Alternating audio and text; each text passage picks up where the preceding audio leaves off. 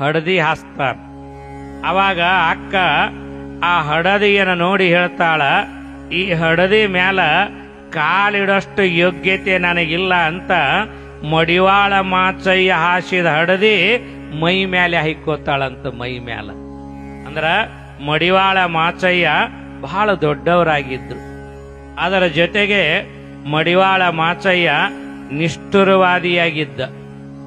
ಅಂತನ ಏನನ್ನ ಕಾಣ್ತಾನ ಬಹಳ ನೇರವಾಗಿ ನಿಷ್ಠುರವಾಗಿ ಆಡುವ ಸ್ವಭಾವ. ಕಲ್ಯಾಣದಾಗ 4 ಜನ ಬರ್ತಾರೆ. ಒಬ್ಬ ಮಡಿವಾಳ ಮಾಚಯ್ಯ, ಇನ್ನೊಬ್ಬ ಅಂಬಿಗರ ಚೌಡಯ್ಯ, ಇನ್ನೊಬ್ಬ ಗಟ್ಟಿವಾಳಯ್ಯ, ಇನ್ನೊಬ್ಬ ತಾಯಿ ಶಿವಶರಣೆ ಅಮ್ಮಿಗೆ ರಾಯಮ್ಮ ಅಂತ ಬರ್ತಾಳೆ. ಈ 4 ಜನ ಶರಣರ ಕಂಡಿದ್ದನ್ನ ಕಂಡಂತೆ ಆಡುವ ಸ್ವಭಾವ ಅಂದ್ರೆ ನಿಷ್ಠುರವಾದಿಯಾಗಿದ್ರು.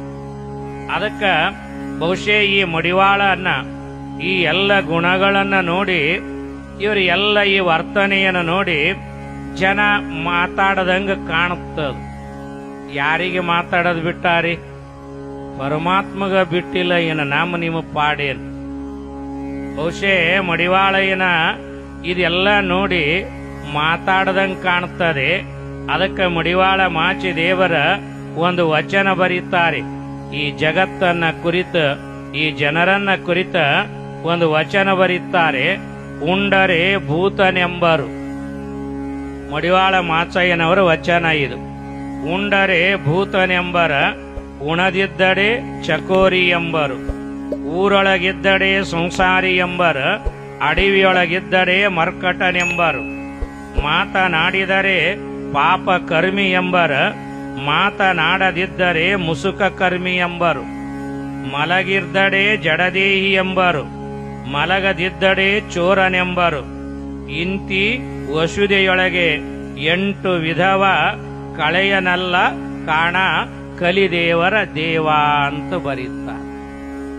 ಬಹುಶಃ ಮಾಚಯ್ಯಗ ಆಗಿನ ಕಾಲದೊಳಗ ಮಾತನಾಡದಂಗ ಕಾಣ್ತಾರ ಮಂದಿ. ಇವ್ರು ಅವಾಗೂ ಅದಾರ, ಈಗೂ ಅದಾರ, ಮುಂದೂ ಇರವ್ರ. ಮಾತಿಗೆ ಮಿತಿಗಳ ಇರಲ್ಲ ನಮಗ. ಹ್ಯಾಂಗಾರ ಇದ್ರು ಒಂದು ಅನಾವ್ರ, ಯಾರಿಗೆ ಬಿಟ್ಟಿಲ್ಲ. ನೀವು ಸೀದಾ ನಡೆದ್ರು ಒಂದಂತಾರ, ಡೊಂಕ ನಡೆದ್ರು ಒಂದಂತಾರಿ. ಈಗ ತಂದಿ ಮಗ ಒಂದು ಕುದುರೆ ತಗೊಂಡು ಹೊಂಟಿದ್ರು. ಆ ಕುದುರೆ ಮ್ಯಾಲ ತಂದಿ ಮಗ ಕುಂತಿದ್ರ, ಕುದುರೆ ಹೊಂಟಿತ್ತು. ದಾರ್ಯಾಗ ಒಬ್ಬ ಭೇಟಿ ಆದ, ಅವ್ರಿಬ್ಬರಿಗೆ ಬೈದ, ಏನ್ರಿ ಜರ ಬುದ್ಧಿ ಅದ ನಿಮಗ? ಕುದುರೆ ಸಣ್ಣದದ, ನೀವು ಇಬ್ರು ಕೂತಿರಲ್ಲ ಅಂತ ಬೈದವ. ಅವ್ರ ಖರೆ ಅಂತೇಳಿ ಅವಾಗ ಮಗ ಇಳ್ದ, ಅಪ್ಪನ ಕುದುರೆ ಮ್ಯಾಲ ಕುಂದರ್ಸಿ ಮಗ ಕುದುರೆ ಹಿಡ್ಕೊಂಡು ಹೊಂಟ. ಅವಾಗಾರ ಮಂದಿ ಸುಮ್ಮನಿದ್ರನ್ರಿ. ಮತ್ತ 4 ಹೆಜ್ಜೆ ಹೋಗೋದ್ರಾಗ ಆ ಮುದುಕಗ್ ಬೈಯಾಕತ್ರ, ಅಲ್ಲ ಸಣ್ಣ ಮಗನಿಗೆ ನಡ್ಸಾಕತ್ತಿದಿ, ನೀ ನೋಡಿದ್ರೆ ಮ್ಯಾಲ ಕೂತಿದ್ಯಲ್ಲ ಅಂದ್ರು. ಅವ ಇಳ್ದ, ಇವ್ರನ್ನ ಕುಂದರ್ಸದ.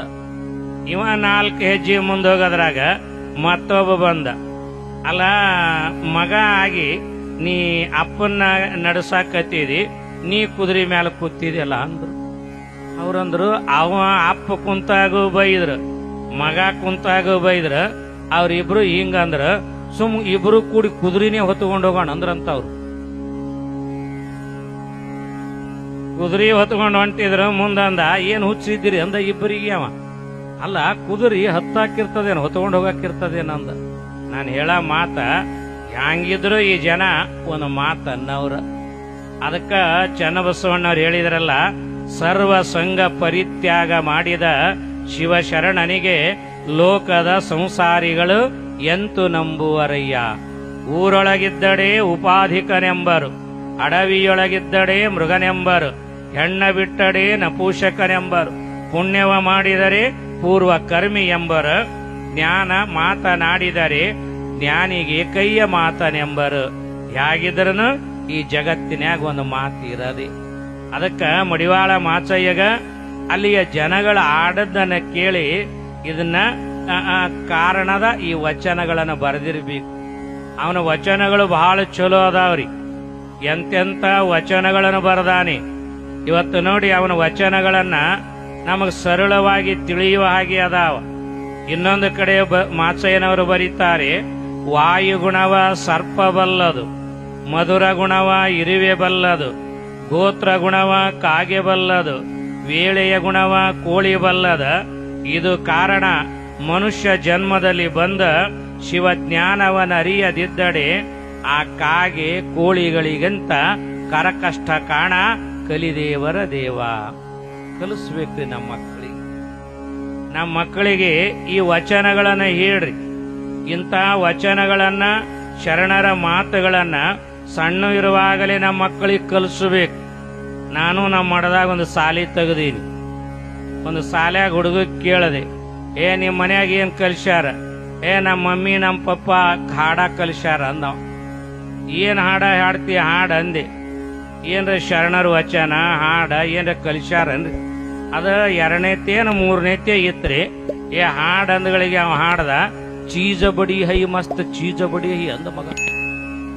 ಅದಕ್ಕೆ ಏನದಾನ? ಚೀಜನು ಗುಡಿ ಇಲ್ಲ, ಬಡಿನೂ ಗೊತ್ತಿಲ್ಲ ಅದಕ್ಕ. ನಾನು ಯಾಕೆ ಹೇಳ್ತೀನಿ, ನಮ್ಮ ಮಕ್ಕಳಿಗೆ ಈ ವಚನಗಳ ಸಂಸ್ಕೃತಿಯನ್ನ ಕಲಿಸಬೇಕಾಗ್ಯದ. ನೀವೇನು ಪ್ರವಚನಕ್ಕೆ ಬರ್ತೀರಿ, ನಿಮ್ಮ ಮಕ್ಕಳನ್ನ ಕರ್ಕೊಂಬರ್ರಿ. ಇರದ 1-1.5 ಗಂಟೆ ಒಳಗನ ಪ್ರವಚನ ಮುಗಿತವೆ. ಈ ಶರಣರ ಮಾತುಗಳನ್ನು ನೋಡಿ. ವಾಯುಗುಣ ಸರ್ಪ ಬಲ್ಲದು, ಮಧುರ ಗುಣ ಇರುವೆ ಬಲ್ಲದು, ಗೋತ್ರದ ಗುಣ ಕಾಗೆ ಬಲ್ಲದ, ವೇಳೆಯ ಗುಣ ಕೋಳಿ ಬಲ್ಲದ. ಇವಕ್ಕ ಭಗವಂತ ಒಂದೊಂದು ಗುಣ ಕೊಟ್ಟಾನ. ಮಾನವನಾಗಿ ಹುಟ್ಟಿದ ಮೇಲೆ ಶಿವಜ್ಞಾನ ಒಂದಿಲ್ಲ ಅಂದ್ರ ಇವಕ್ಕಿಂತಲೂ ನೀ ಕಡಿ, ಇವಕ್ಕಿಂತಲೂ ಕಡಿ ಅಂದ್ರು. ಅದಕ್ಕ ಮಡಿವಾಳ ಮಾಚಯ್ಯನವರು ಕಲ್ಯಾಣಕ್ಕೆ ಹೋದ ಮೇಲೆ ಒಬ್ಬ ಬಟ್ಟೆ ತೊಳೆಯುವ ಮನುಷ್ಯ ಎಂತ ವಚನಗಳನ್ನ ರಚನೆ ಮಾಡ್ಯಾನ ನೋಡಿ. ಅದಕ್ಕಾಗಿನೇ ಬಸವಣ್ಣನವರ ಬಹಳ ಹತ್ತಿರವಾಗ್ತಾರೆ ಮಡಿವಾಳ ಮಾಚಯ್ಯನವರು. ಮಡಿವಾಳ ಮಾಚಯ್ಯನವರ ಇಡೀ ಬಸವಣ್ಣನವರಿಗೆ ಬಹಳ ಹತ್ತಿರವಾಗ್ತಾರೆ. ಅದಕ್ಕೆ ಬಸವಣ್ಣವರ ಮಡಿವಾಳ ಮಾಚಯ್ಯನ ಬಗ್ಗೆ ಒಂದು ಮಾತು ಬರೀತಾರೆ. ಎನ್ನ ಕಾಯವ ಶುದ್ಧ ಮಾಡಿದಾತ ಮಡಿವಾಳ. ನೋಡಿ ಬಸವಣ್ಣ ಎಂಥ ದೊಡ್ಡ ಮನುಷ್ಯ ಅದಾನ. ಎನ್ನ ಕಾಯವ ಶುದ್ಧ ಮಾಡಿದಾತ ಮಡಿವಾಳ, ಎನ್ನ ಮನವ ನಿರ್ಮಲ ಮಾಡಿದಾತ ಮಡಿವಾಳ, ಎನ್ನ ಅಂತರಂಗವ ಬೆಳಗಿದಾತ ಮಡಿವಾಳ, ಎನ್ನ ಬಹಿರಂಗವ ಬಿಡಿಸಿದಾತ ಮಡಿವಾಳ, ಕೂಡಲ ಸಂಗಮ ದೇವ ಎನ್ನ ನಿಮಗೆ ಯೋಗ್ಯನ ಮಾಡಿದಾತ ಮಡಿವಾಳ. ಬಹುಶಃ ಇಡೀ ಇತಿಹಾಸದಾಗ ನಾವು ಕಲಿಬೇಕು ಈ ವಚನ. ನನಗ ಯೋಗ್ಯ ಅಂತ ಸರ್ಟಿಫಿಕೇಟ್ ಕೊಟ್ಟವ್ರು ಯಾರಂದ್ರ ಮಡಿವಾಳ ಮಾಚಯ್ಯ ಅಂತಾನ ಬಸವಣ್ಣ. ಅವನಲ್ಲಿ ಎಂಥ ಹಿರಿಯ ಗುಣ ಇರಬೇಕು. ನನಗ ನೀ ಯೋಗ್ಯ ಅಂತ ಹೇಳಿ ನೀನು ಸರಿ ಅಂತ ನನಗ ಹೇಳಿದವರು ಇಲ್ಲಿ ಯಾರಾದ್ರೂ ಇದ್ರ ಮಡಿವಾಳ ಮಾಚಯ್ಯ, ಮಡಿವಾಳ ಮಾಚಯ್ಯ ಅಂದ್ರ ಮಡಿವಾಳ ಮಾಚಯ್ಯನವರಿಗೆ ಈ ಯಾವ ಬಸವಣ್ಣನವರಿಗೆ ಹತ್ತಿರವಾಗಿರುವಂತ ಸಂಬಂಧಗಳನ್ನು ನಾವು ಕಾಣುತ್ತೀವಿ. ಅದಕ್ಕಾಗಿನೇ ಇಲ್ಲಿ ಮಡಿವಾಳ ಮಾಚಯ್ಯ ಬಸವಣ್ಣನವರ ಅತಿ ಹತ್ತಿರವಾಗಿದ್ದು ಕಂಡು ಈ ಬಟ್ಟೆಗಳನ್ನ ಮಡಿ ಮಾಡಿ ಶರಣರ ಮನೆಗಳಿಗೆ ಒಯ್ದು ಮುಟ್ಟಿಸ್ತಿದ್ದ. ಅವ ಬರೀ ಹೊರಗಿನ ಬಟ್ಟೆ ತೊಳೆಯುವುದರ ಜೊತೆಗೆ ಒಳಗಿನ ಬಟ್ಟೆನೂ ಜರ ತೊಳಿತಿದ್ದನ ಅಂತ ಅನಿಸ್ತದೆ. ಯಾಕ ಬರೀ ಹೊರಗಿನ ಬಟ್ಟೆಯನ್ನೇ ತೊಳೆದಿದರ ಆತನನ್ನ ನಾವು ಇವತ್ತು ನೆನೆಸ್ತಿರ್ಲಿಲ್ಲ. ಇದರ ಜೊತೆಗೆ ಶರಣರ ಮನದ ಮೈಲಿಗೆಯನ್ನು ತೊಳೆಯುವಂತ ಹಲವಾರು ಕಾರ್ಯಗಳನ್ನ ಇಲ್ಲಿ ಮಡಿವಾಳ ಮಾಚಯ್ಯನವರು ಮಾಡ್ಯಾರ. ಯಾಕ ಇವತ್ತು ನಾವು ಏನು ಮಾಡಬೇಕಾಗ್ಯದ, ಹೊರಗಿನದ ಜೊತೆಗೆ ಇವತ್ತು ಒಳಗಿಂದು ತೊಳ್ಕೊಳ್ಳೋ ಕೆಲಸ ನಡಿಬೇಕು.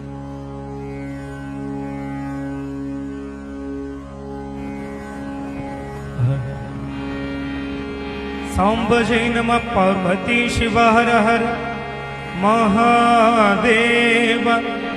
सद्गुरु संगन बसवेश्वर महाराज की। ಮಡಿವಾಳ ಮಾಚಯ್ಯನವರು ಶರಣರ ಬಟ್ಟೆಗಳನ್ನ ಮಡಿ ಮಾಡುವ ಈ ಕಾಯಕದಾಗಿರ್ಬೇಕಾದ್ರ ಇವತ್ತಿಗೆ ನಮಗ ಕಲ್ಯಾಣದೊಳಗ ಮಡಿವಾಳರ ಗುಂಡ ಅಂತ ನೋಡ್ಲಿಕ್ಕೆ ಸಿಗುತ್ತದೆ. ಅಂದ್ರ ಇವರೆಲ್ಲ ಕಾಯಕ ಮಾಡಿದ ಕುರುಹುಗಳು ಇವತ್ತಿಗೂ ಅಲ್ಲಿ ಕಾಣ್ತಾ ಇದ್ದೀವಿ. ಅಂತ ಮಡಿವಾಳ ಮಾಚಯ್ಯನವರ ಅವರ ನಿಯಮ ಏನಾಗ್ಯದ, ಯಾರು ಮುಟ್ಟಬಾರದು, ಯಾರು ಭವಿಗಳು ಇವುಗಳನ್ನು ನೋಡಬಾರದು, ಯಾರ ಲಿಂಗ ಇಲ್ಲದವರು ಶರಣರ ಈ ಮಡಿ ಬಟ್ಟೆಗಳನ್ನ ಮುಟ್ಟಬಾರದು, ನೋಡಬಾರದು ಅನ್ನುವ ಗಟ್ಟಿಯಾಗಿರುವಂತ ನಿಯಮ ಇಟ್ಟುಕೊಂಡಾರ. ನಿಯಮ ಬಹಳ ಗಟ್ಟಿಯಾಗಿದ್ರ ದೇವ್ರಿಗೆ ಹಂಗಾರ ಅನುಕೂಲ ಮಾಡ್ತಾನಂತ. ನೀವು ಬೀಳೂರಿನ ಗುರುಬಸವ ಸ್ವಾಮಿಗಳ ಹೆಸರು ಕೇಳಿ, ಅವರ ಸಮಕಾಲೀನರಾಗಿರುವ ಅಥಣಿಯ ಮುರುಗೇಂದ್ರ ಅಪ್ಪಗಳು ಒಬ್ಬರು ರಾಜಯೋಗಿಗಳ, ಒಬ್ಬರು ಶಿವಯೋಗಿಗಳು. ಬೀಳೂರ ಅಪ್ಪಗಳು ರಾಜಯೋಗಿಗಳು, ಅಥಣಿ ಶಿವಯೋಗಿಗಳ ಶಿವಯೋಗಿಗಳ. ಇವರಿಬ್ರು ಕೂಡಿ ಬೆಳಗಾವಿ ಜಿಲ್ಲಾ ಒಂದು ಹಳ್ಳಿ ಸದಲಗ ಅಂತ ಬರ್ತದ. ಆ ಹಳ್ಳಿ ಒಳಗ ಇಬ್ರು ಇದ್ದರು. ಒಂದು ಮನೆಯೊಳಗ ಇಬ್ಬರು ಶಿವಯೋಗಿಗಳು ಇರಬೇಕಾದ್ರ ಮುಂಜಾನೆ ಎದ್ದ ಈ ಬೀಳೂರಪ್ಪಗಳು ಏನ್ ಮಾಡ್ತಿದ್ರ, ಎಲ್ಲಾ ಭಕ್ತರ ಮನೆ ಮನೆಗಳಿಗೆ ಹೋಗಿ ಎಲ್ಲರಿಗೆ ಭೇಟಿ ಕೊಡಾಕ್ ಹೋಗವ್ರು. ಆದ್ರೆ ಅಥಣಿ ಅಪ್ಪವ್ರು ಹೆಂಗಂದ್ರೆ ಒಂದೇ ಕಡೆ ಇದ್ದ ಮೂರು ವೇಳೆ ಲಿಂಗ ಪೂಜೆಯನ್ನು ತಪ್ಪಿಸಲಾರದ ಪೂಜಾ ಮಾಡವ್ರು. ಅವ್ರ ನಿಯಮ ಹೀಗಿರ್ಬೇಕಾದ್ರ ಬೆಳಗ್ಗೆ ಬೀಳೂರು ಸ್ವಾಮಿಗಳು ಹೊರಟ್ರು. ಹೋಗುವಾಗ ಅಥಣಿ ಅಪ್ಪವ್ರ ಅಂದ್ರಂತ, ಬೀಳೂರಪ್ಪ ನೀವು ಹೊರಗೆ ಹೋದಿ ಅಂದ್ರ ಸಮಯನೇ ಗೊತ್ತಿರಲ್ಲ, ಬೇಗ ಬರ್ರಿ, ಮಧ್ಯಾಹ್ನ ಪೂಜಾಕ ವೇಳೆ ಆಗಬಾರದು, ಮಧ್ಯಾಹ್ನ ಪೂಜಾಕ ಲೇಟ್ ಆಗಬಾರ್ದ, ಬೇಗ ಬರ್ರಿ ಅಂತ ಹೇಳಿದ್ರ ಬೀಳೂರಪ್ಪಗಳ ಹೂ ಅಂದ್ರ ಹೋಗಿಬಿಟ್ರು. ಎಲ್ಲಾ ಭಕ್ತರಿಗೆ ಭೇಟಿಯಾಗಿ ಇನ್ನೇನ ಬರ್ಬೇಕನ್ನೋದ್ರಾಗ ಒಂದು ದಾರಿ ಒಳಗ ಒಂದು ಹುಡುಗನಿಗೆ ಬ್ರಹ್ಮ ಪಿಶಾಚಿ ಬಡದಿತ್ತು. ಆ ಬ್ರಹ್ಮ ಪಿಶಾಚಿ ಬಡ್ಕೊಂಡ ಹುಡುಗ ಒಂದೇ ಸಮನೆ ಕುಣಿತಿತ್ತು. ಆ ಹುಡುಗಗ ಒಂದು 10 ಮಂದಿ ಹಿಡಿದಿದ್ರ. ಆ ಪ್ರಸಂಗದೊಳಗ ಬೀಳೂರಪ್ಪಗಳು ಸುಮ್ ಬರ್ಲಿಲ್ಲ. ಆ ಬ್ರಹ್ಮ ಪಿಶಾಚಿ ಬಡದು ಹುಡುಗನ ಕಡೆ ಹೋದ್ರು. ಹೋಗಿ ಆ ತಲೆ ಮೇಲೆ ಕೈ ಇಟ್ಟ, ಮೈ ಮೇಲೆ ಕೈ ಆಡಿಸಿ ಆ ಬ್ರಹ್ಮ ಪಿಶಾಚಿಗೆ ನೀ ಹೋಗು ಅಂತ ಹೇಳಿದ್ರು. ಆ ಪಿಶಾಚಿ ವಾದ ಮಾಡಾಕತ್ತ, ನಾವು ಹೋಗಲ್ಲ ಅಂತ ವಾದ ಮಾಡಾಕ. ಇವ್ರು ಹೋಗನ್ಬೇಕ, ಅದು ಹೋಗಲ್ಲ ಅನ್ಬೇಕು. ಎಷ್ಟು ವಾದ ನಡೀತು ಅಂದ್ರ 2-3 ತಾಸು ಹೋಗಿ ಬಿಡುತ್ರಿ ಅಲ್ಲಿ ದಾರ್ಯಾಗಿ. 2-3 ತಾಸ ಇವ್ರು ಹೋಗನ್ಬೇಕ, ಅದು ಬ್ರಹ್ಮ ಪಿಶಾಚಿ ಹೋಗಲ್ಲ ಅನ್ಬೇಕು. ಕೊನೆಗೆ ಆ ಬ್ರಹ್ಮ ಪಿಶಾಚಿ ಹೇಳ್ತಂತ, ಸ್ವಾಮಿ ಇನ್ನು ನೀ ಹೋಗೋ, ನಾ ಹೋಗ್ತೀನಿ ಅಂತ ಹೇಳ್ತಂತ. ಅವಾಗ ಬೀಳೂರಪ್ಪಗಳಂತಾರ, ಇಲ್ಲಿ ತನ ಇರೇ ಹೋಗಲ್ಲಂದಿ, ಮತ್ತೆ ಈಗ್ಯಾಕೆ ಹೋಗ್ತೀನಿ ಅಂತ ಅವ್ರು ಕೇಳಿದ್ರು. ಆಗ ಆ ಹುಡುಗನ ಬಾಯಾಗ, ಆ ಬ್ರಹ್ಮ ಪಿಶಾಚಿ ಹುಡುಗನ ಬಾಯಾಗ ಒಂದೇ ಒಂದು ಮಾತು ಬತ್ತಂತ, ನಾ ಯಾಕೆ ಹೋಗ್ತೀನಿ ಅನ್ನಕತ್ತೀನಿ ಅಂದ್ರ ನಿನ್ನ ಸಲುವಾಗಿ ಅಲ್ಲಿ ಶಿವಯೋಗಿ ಪೂಜಾ ಮಾಡದ ಬಿಟ್ಟು ಕುಂತಾರ, ಅವ್ರ ಪೂಜಾ ಮಾಡ ನೇಮ ತಪ್ಪಬಾರದು ಅಂತ ನಾ ಹೋಗಾಕತ್ತೀನಿ ಅಂತದು. ನೇಮ ಗಟ್ಟಿಯಾಗಿದ್ರ ಹೆಂಗಿರ್ತಾವೆ ಅನ್ನೋದು ಹೇಳ್ತೀವಿ. ಇಲ್ಲೇನೋ ಇವನ ನೇಮ ಬಹಳ ಗಟ್ಟಿಯಾಗಿರ್ಬೇಕಾದ್ರ ಕೆಲವು ಕುಹಕಿಗಳು ಏನ್ ಮಾಡ್ತಾರ, ಇವನನ್ನ ನೋಡೋಣ ಮುಟ್ಟೋಣ ಮಾಚಯ್ಯಗ, ಇವಾಗ ಮುಟ್ಟೋಣ ಏನ್ ಮಾಡ್ತಾನ ಅಂತ ಕೆಲವು ಕುಹಕಿಗಳು ಕಾಡುವ ಜನಗಳು ಇರ್ತಾರೆ. ವಿನಾಕಾರಣವಾಗಿ ಮಾಚಯ್ಯ ಅವ್ರಿಗೇನು ತೊಂದರೆ ಮಾಡ್ಯಾನೇನ್, ಏನೂ ಇಲ್ಲ. ಮಾನ ಉಳ್ಳವ್ರ ಮಾನಕ್ಕೆ ಅಂಜಿದ್ರ ಮಾನಿಗೇಡಿ ನನಗ ಅಂಜಿತ್ತಂತ. ಇವ ತನ್ನ ಪಾಡಿಗೆ ತಾನು ಕಾಯ್ಕ ಮಾಡ್ತಾ ಇದ್ರ, ಆದ್ರ ಅವ್ರು ಏನಾರ ಮಾಡಿ ಇವನನ್ನು ಕಾಡಬೇಕಂದ್ರ ಹೀಗಿರ್ತಾರೆ. ಸಂತ ತುಕಾರಾಮ ಗಂಗಾ ನದಿಯ ಸ್ನಾನ ಮಾಡಿ ವಿಶ್ವನಾಥನ ದರ್ಶನ ಕೊಂಟಿದ್ದ. ಅವ ದಾರ್ಯಾಗ ಕೂತು ಉಡಾಳ ಹುಡುಗ ಬಾಯಾಗ ನೀರ್ ಹೈಕೊಂಡ ಆ ಸಂತರ ಮ್ಯಾಲ ಉಗುಳುದನಂತ. ನೋಡ್ರಿ ಏನ್ ಮಾಡ, ಅವ್ರು ಏನಾರ ಇವನಿಗೆ ಕೇಳ್ಯಾರ, ಮಾತಾಡಿಲ್ಲ. ಅವರು ವಿಶ್ವನಾಥನ ದರ್ಶನ ಕೊಂಟಾರ ಸ್ನಾನ ಮಾಡಿ. ಆ ಉಡಾಳ ಹುಡುಗ ಬಾಯಾಗ ನೀರ್ ಹಾಯ್ಕೊಂಡು ಉಗುಳದ. ಅವ್ರು ಶರಣರ ಸಂತರು ಏನೂ ಅಲ್ಲಿಲ್ಲ. ಮತ್ತ ಹೊರಳಿ ಗಂಗಾ ನದಿಗೆ ಹೋದ್ರು, ಮತ್ತ ಸ್ನಾನ ಮಾಡಿದ್ರ ಮತ್ತ ಅದೇ ದಾರಿಯಿಂದ ಹೊಂಟ್ರು. ಆ ಹುಡುಗ ನೋಡೋಣ ಅಂತೇಳಿ ಮತ್ತ ಬಾಯಾಗ ನೀರು ಹಾಕೊಂಡು ಮತ್ತ ಅವ್ರ ಮೇಲೆ ಉಗುಳದ. ಮತ್ತ ನದಿಗೆ ಹೋದ್ರು, ಸ್ನಾನ ಮಾಡಿದ್ರ ಮತ್ತ ಅದೇ ದಾರಿ ಮೇಲೆ ಬಂದ್ರ ಮತ್ತ ಉಗುಳದ. ಒಂದಲ್ಲ ಎರಡಲ್ಲ, 10 ಸಲ 100 ಸಲ ಅವ್ರು ಸ್ನಾನ ಮಾಡಿ ಬರ್ಬೇಕ, ಅವ್ರ ಮ್ಯಾಲ ಉಗುಳ್ಬೇಕು. ಕೊನೆಗೆ ಮುಂಜಾನಿಂದ ಸಾಯಂಕಾಲದ 5 ಗಂಟೆ ಆಗ್ಯಾದ. ಇವ ಉಗುಳದ್ರನು ಯಾಕಂತ ಕೇಳಾರದ ಮತ್ತೆ ಹೋಗಿ ಸ್ನಾನ ಮಾಡಿ ಬರೋರು. ಆಗ ಕೊನೆಗೆ ಆ ಸಂತರು ಮತ್ತ ಅದೇ ದಾರಿಯೊಳಗ ಹೊರಟಿದ್ರ ಆ ಹುಡುಗನ ಮನಸ್ಸಿನ ಮೇಲೆ ಪರಿಣಾಮ ಆಗಿ ಅವ ಅಂದನಂತ, ಯಪ್ಪ ನಿಮ್ಮ ಮೈ ಮ್ಯಾಲ ಇಟ್ಟು ಸಲ ಉಗುಳೀನಿ, ಇಟ್ಟು ಸಲ ಉಗುಳಿ ನಿಮಗ ಹೈರಾಣ ಮಾಡೀನಿ, ಮತ್ತ ನಿಮಗ ನೀವು ಏನ ಅಲ್ಲಲಾಗಿರಿ, ನನ್ನ ಬೈಯಲಾಗಿರಿ, ಹೊಡೆಯಲಾಗಿರಲ್ಲ ಅಂತ ಅವ ಅಂದನಂತ. ಅವ್ರು ಅಂದ್ರಂತ, ನೀ ಏನು ಕೆಟ್ಟದ ಕೆಲಸ ಮಾಡಿದೆ ಅಂತ ಹೊಡಿಲಿ ಅಂದ್ರ ಅವ್ರು. 100 ಸಲ ಉಗುಳ್ಯಾನ, ನೀ ಏನು ಕೆಟ್ಟದ ಮಾಡಿದಿ ಅಂತ ಹೊಡೀಲಿ. ಅವಾಗ ಯಪ್ಪ ಮತ್ತೆ ನೀ ಮ್ಯಾಲ ಉಗುಳಿಲ್ಲೇನು? ಆಗ ಸಂತರ ಅಂದ್ರಂತ, ನೋಡಪ್ಪ ಇವತ್ತ ನಿನ್ನ ಪುಣ್ಯದಿಂದ ನಿನ್ನ ದಯದಿಂದ ನಾ ದಿನ ಗಂಗಾ ನದಿಯಾಗ ಒಂದೇ ಸಲ ಸ್ನಾನ ಮಾಡ್ತಿದ್ದೆ. ಇವತ್ತು ನಿನ್ನ ದಯೆಯಿಂದ ಗಂಗಾ ನದಿಯಾಗ 108 ಸಲ ಮಾಡೀನಿ, ಅದ್ರ ಪುಣ್ಯ ನಿನಗ ಬರ್ತದ ಅಂದ್ರಂತ ವಿಶ್ವನಾಥನ ಪುಣ್ಯ ಬರ್ತದ ನಿನಗ. ಹೇಳುವ ಮಾತು ಅಂದ್ರ ವಿನಾಕಾರಣ ಹೈರಾಣ ಮಾಡವ್ರು, ವಿನಾಕಾರಣ ತೊಂದರೆ ಮಾಡಾರ. ಇಲ್ಲೇನು ಮಡಿವಾಳ ಮಾಚಯ್ಯನವ್ರಿಗೆ ಏನ್ ಮಾಡ್ತಾರ, ಮುಟ್ಟಬ್ಯಾಡ್ರಿ ಅಂದ. ಕೈಯನ ಗಂಟಿ ಬಾರ್ಸದ, ಕೈಯನ ಖಡ್ಗ ತೋರ್ಸದ, ಯಾದ್ರೂ ಕೇಳಲಿಲ್ಲ. ಕೇಳದ ಇರುವಾಗ ಆ ಕುಹಕಿಗಳು ಬಂದ, ಕೆಟ್ಟ ಮನುಷ್ಯರು ಬಂದ ಮಡಿವಾಳ ಮಾಚಯ್ಯನಿಗೆ ಮುಟ್ಟುದ್ರಿ. ಆಗ ಮುಟ್ಟದಗಳಿಗೆ ನೇಮ ಕೆಟ್ಟಿತು ಅಂಥೇಳಿ ಮಡಿವಾಳ ಮಾಚಯ್ಯನವರು ಏನ್ ಮಾಡ್ತಾರೆ, ಆ ವ್ಯಕ್ತಿಗೆ ಹೊಡಿತಾರ, ಶಿರಚ್ಛೇದನವಾಗ್ತದೆ. ಯಾವಾಗ ಈ ರೀತಿಯಾಗಿ ನಡೆದ ಸುದ್ದಿ ಬಿಜ್ಜಳ ಮಹಾರಾಜನಿಗೆ ಮುಟ್ತದ. ಆ ಬಿಜ್ಜಳ ಮಹಾರಾಜ ಏನ್ ಮಾಡದ, ಈ ಮಡಿವಾಳ ಮಾಚಯ್ಯನವರನ್ನ ಮಡಿವಾಳ ಮಾಚಯ್ಯರನ್ನ ಕರ್ಕೊಂಬರ್ರಿ ಅಂತ ಕಳಿಸ್ತ. ಮಂತ್ರಿಗಳನ್ನ ಕಳಿಸಿದಾಗ ಈ ಮಡಿವಾಳ ಮಾಚಯ್ಯನವರು ಹೋಗಲ್ಲ. ಹೋಗದ ಇರುವಾಗ ಕೊನೆಗೆ ಮಹಾರಾಜ ಬಿಜ್ಜಳ ಮಹಾರಾಜ ಆನೆಯನ್ನ ಕಳಿಸಿ, ಸೈನ್ಯವನ್ನ ಕಳಿಸಿ, ಆನೆ ಕಾಲಿಗೆ ಕಟ್ಟಿ ಆದ್ರೂ ಎಳ್ಕೊಂಬರ್ರಿ ಅಂತ ಕಳಿಸ್ತ. ನೋಡಿ, ಬಿಜ್ಜಳನ ಸೈನ್ಯ ಈ ಕಡೆ ಆನೆ, ಈ ಕಡೆ ಮಡಿವಾಳ ಮಾಚಯ್ಯ ಒಬ್ಬಂಟಿಗರಾಗಿ ಆ ಆನೆಯ ಜೊತೆಗೆ ಬಿಜ್ಜಳ ಮಹಾರಾಜನ ಸೈನ್ಯದ ಜೊತೆಗೆ ಹೋರಾಡಿ ಅವುಗಳ ಪ್ರಾಣವನ್ನು ಹೋಗ್ತಾ ಇದೆ ಅನ್ನೋದು ಒಂದು ಕಥೆ ಇದೆ. ಇರಲಿ, ಮುಂದೆ ಆ ಎಲ್ಲ ಯಾವ್ಯಾವ ಪ್ರಾಣಗಳು ಹೋಗಿದ್ದ ಅವಕ್ಕೆಲ್ಲವನ್ನ ಪ್ರಾಣದಾನನೂ ಮಾಡ್ತಾರೆ ಮಾಚಯ್ಯನವರು. ಆದ್ರೆ ಈ ಘಟನೆ ಒಳಗೆ ಏನ್ ತಿಳ್ಕೋಬೇಕಾಗ್ಯದಂದ್ರ ನೇಮ ಬಹಳ ಗಟ್ಟಿತ್ತು ಅಂತೇಳಿ ಮಡಿವಾಳ ಮಾಚಯ್ಯ ಇತಿಹಾಸದೊಳಗ ಇವತ್ತು ಉಳ್ಕೋತಾರೆ. ಇಂಥ ಮಾಚಯ್ಯನವರ ಕಲ್ಯಾಣದೊಳಗ ಇಂಥ ಕಾಯಕವನ್ನ ಮಾಡಿ ಇರುವಾಗ ಒಮ್ಮೆ ಕಲ್ಯಾಣದಾಗ ಬಸವಣ್ಣವರ ಒಂದು ಮಾತಂದ್ರಂತ. ಏನಂದ್ರು ಕಲ್ಯಾಣದಾಗ, ಬೇಡುವರಿಲ್ಲದೆ ಬಡವನಾದೇನಯ್ಯ ಅಂತ ಒಂದು ಮಾತಂದಿದ್ರ. ಬೇಡುವರಿಲ್ಲದೆ ಬಡವನಾದೆ ಅಂತಂದಾಗ ಈ ಮಾತ ಬಸವಣ್ಣವರ ಅಂದಾಗ ಇದನ್ನ ಯಾರ ಕಿವಿಗೆ ಬೀಳುತ್ತದ, ಮಡಿವಾಳ ಮಾಚಯ್ಯನವರ ಕಿವಿಗೆ ಬೀಳುತ್ತದ. ಯಾವಾಗ ಮಡಿವಾಳ ಮಾಚಯ್ಯನವರ ಕಿವಿಗೆ ಬಿತ್ತ ಆಗ ಮಡಿವಾಳ ಮಾಚಯ್ಯನಂತಾರೆ, ಬಸವಣ್ಣವರಿಗೆ ಈ ಹಮ್ಮುಗಳ ಬಂದಂಗ್ ಕಾಣುತ್ತ ಅಂದ್ರ.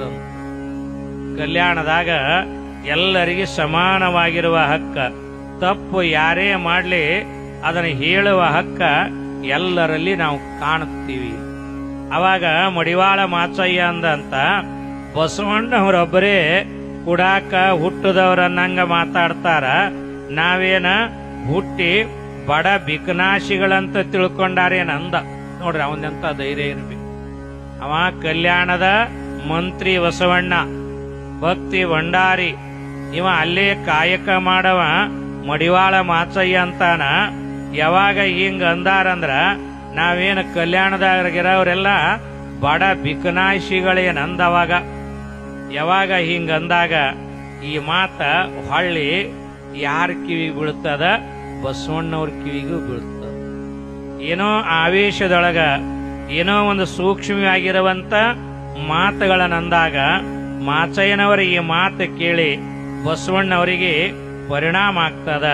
ಪರಿಣಾಮ ಆಗಿ ಮಾಚಯ್ಯನವ್ರಿಗೆ ಹೇಳ್ತಾರ, ನೋಡ್ರಿ ಮಾಚಯ್ಯನವರ, ನಾ ಏನೋ ಅಂದಿದ್ದು ಒಂದು ರೀತಿಯ ತಪ್ಪು ಅನ್ನುವ ಭಾವನೆ ಆಗಿರ್ಬೇಕ.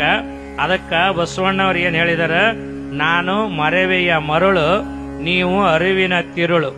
ನಾನು ರಂಜಕ, ನೀವು ನಿರಂಜನ.